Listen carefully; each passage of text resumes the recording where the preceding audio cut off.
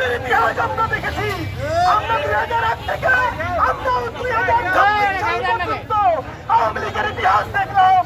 আওয়ামী লীগের ইতিহাস কখনো সহমর্মিতার ইতিহাস ছিল না। আওয়ামী লীগের ইতিহাস সবসময় জুলুম নির্যাতনের ইতিহাস ছিল। আওয়ামী লীগের পক্ষে সবাই করছেন, আওয়ামী লীগের পক্ষে নানা রকম বক্তৃতা দিচ্ছেন।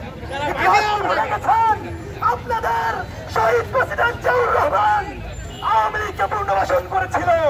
দীর্ঘ 17টা বছর বিএনপিকে নিশ্চিহ্ন করার জন্য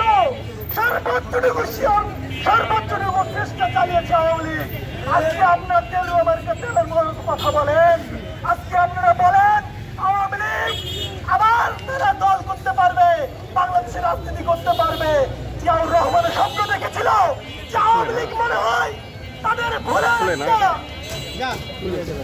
রাজনীতি করার জন্য আবার রাজনীতি আসবে, কিন্তু আমরা দেখেছি